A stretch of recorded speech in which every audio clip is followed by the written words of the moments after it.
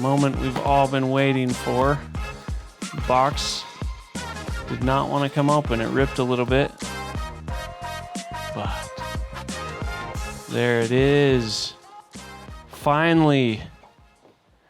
So nice box. Definitely not the cheapest. It did rip a little bit trying to get those out, but the first thing I see is, hey, our motto here, suit up. It's exactly wise up, suit up, step up. That's our mission at My Nice Tie. How dare they? How dare they steal our mission? Built for true originals, care instructions. Our dress shirts are designed to be as low maintenance as possible. Simply wash them in cold water, hang dry, iron on correct settings, and you are all set. That's a good point. One tip, I actually am open to washing them, but I often will dry clean them. So I'll wear them a couple times until, you don't have to wash something every time you wear it. There's ways that you can kind of air it out. If you didn't spill anything on it, you can also use a little bit of cologne. I don't do that, but then you can dry clean, and it extends the life, extends the color of your shirt. But then sometimes dry cleaning doesn't get everything out, so you can throw it in the wash and really try to get it clean. And then you can dry clean it again. The one thing I like about dry cleaning is they iron it. And as you can see here, I will no longer only have white shirts in my closet. I'm super, super excited about that. So I have the black, so tip there is, black is probably the next most common type of shirt that you would want to get. So once you have a couple whites, you'd probably want to throw a black in there.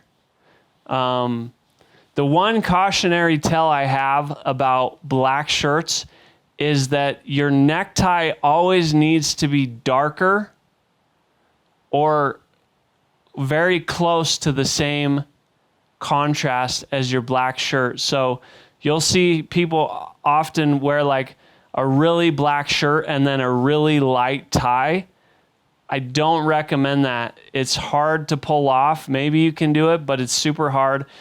If you want to wear a tie with a black shirt, you could always go with a black tie or a very dark tie. But whenever you wear a dark shirt, you want to try to keep the tie darker than the shirt. Then you can almost never make a mistake doing that, but you can make lots of mistakes with a lighter tie, especially if it's a very much lighter tie. So you have a dark suit, dark shirt, and then a light tie. It's just like, oh, please don't do that. So black would be the next choice. That's what I went with here. I'm super excited to try that on. And then gray. I just wanted a more casual pattern. And this looked a little bit different than it did online. And then I went with a white shirt, but I added in a red collar and red on the cufflinks. So it's still kind of a formal option, but it's a little more casual. This is like the perfect shirt to wear without a necktie. Pop up that collar. It'll be visible that it's red. Throw in some nice cufflinks, and this shirt should look amazing. And then, as always, I needed some new white shirts, so I went with two. I got different collar lengths. This one's a little bit shorter, traditional collar. This one looks really good with neckties. Like if you want to show off your necktie, just go with the traditional collar. And then this is a little spread collar. And this works with neckties as well. and it works with no necktie. If you know you're going to wear a tie, go with the traditional collar. There are some if you really want to call attention to, if the tie is less important but it's there, but you want kind of this more casual spread collar, then you can go with that. They even have a more spread collar, but I just didn't want to venture into that realm yet. Better stick with traditional stuff, and you almost never go wrong with the traditional choices. So let's see how one of these fits.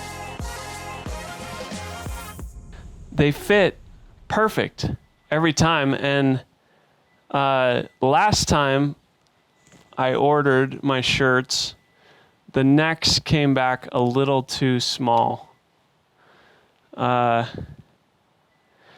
so I just sent him an email, and I was like, hey, can you make the neck a 1/2 inch wider this time?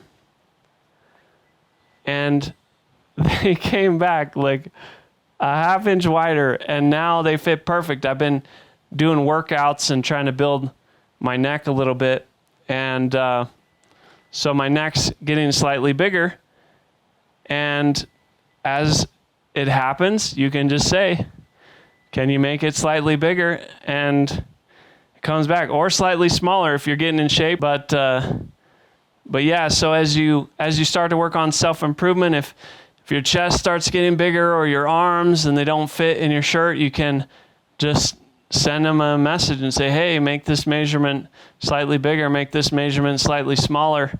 Hopefully it's smaller belly, bigger arms. But as you can see, this shirt, this new shirt, it fits perfect. This is one of my new white shirts, and this is the collar that was a little closer together. And I'm really happy with the fit. Maybe I'll come a little bit closer. Everything about it fits, you know? It doesn't hold me back at all. How about we try the gray one? This is the Foxdale check gray with burgundy casual shirt. I'll probably wear this with rolled up sleeves, but I could also put them all the way down. I'm very happy with the fit. Just like all the shirts, they just fit perfect to my body, and so super happy with that. And I like that I now have a casual option.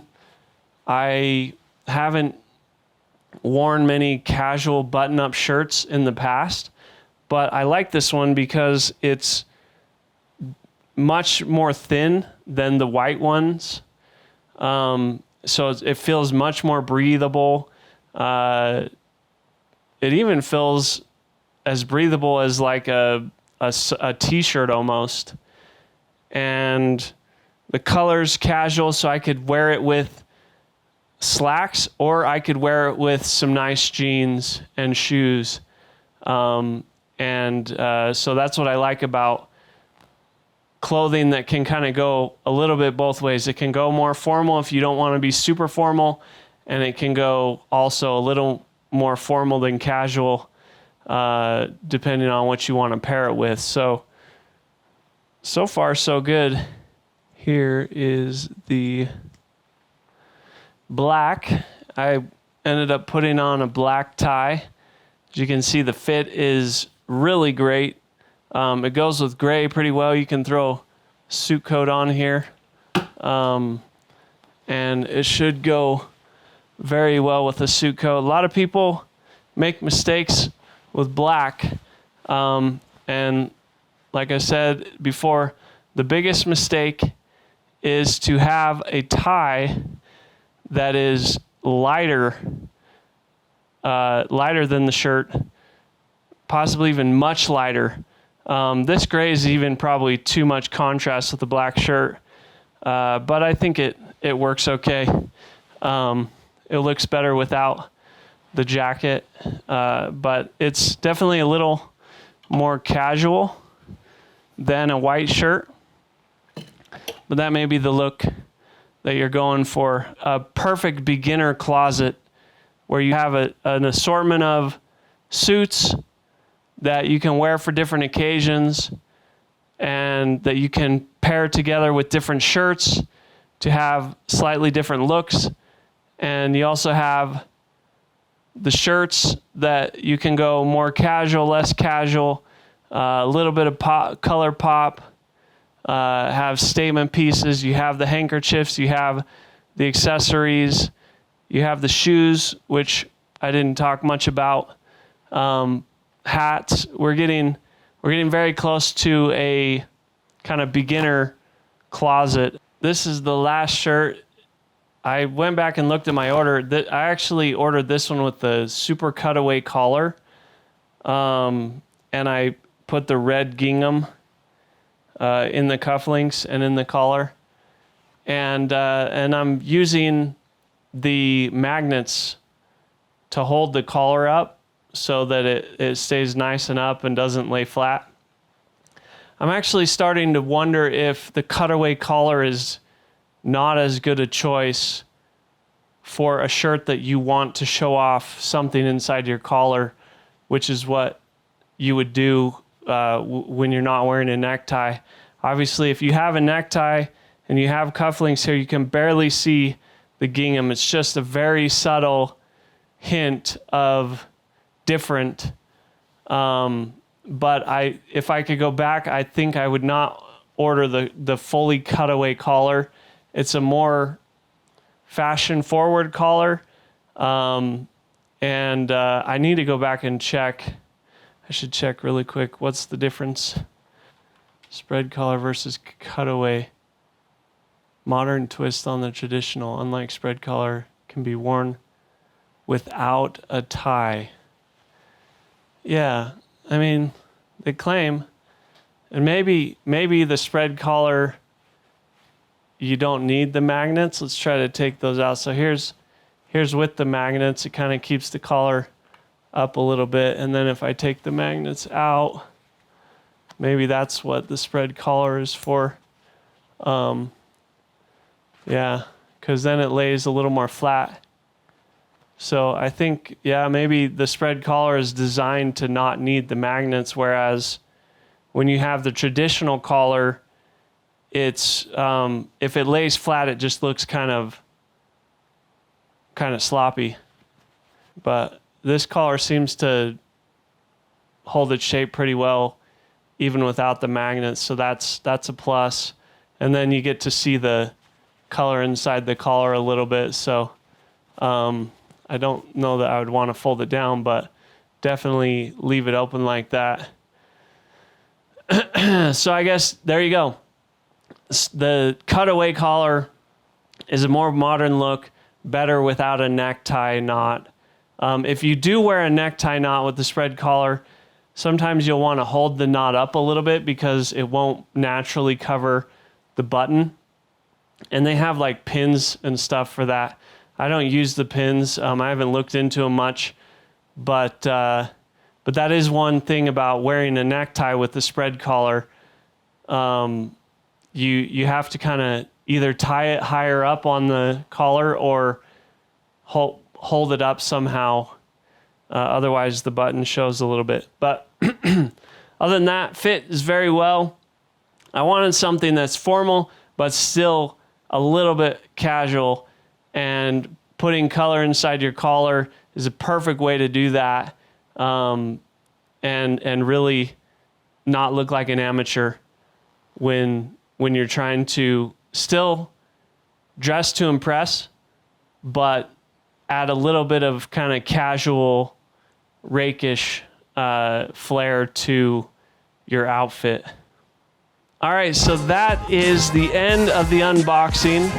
I've filled out the closet a little bit more, mostly on this side with some shirts, a casual option, a couple casual options, and then some different collar types that you can wear for different occasions.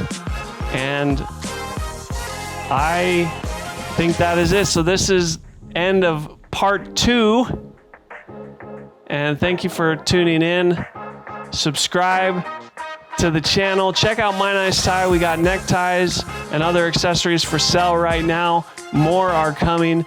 All of your support goes to making better content and producing better quality products in the future with a mission that you can support to wise up, suit up, and speak up. This is Ben, signing out.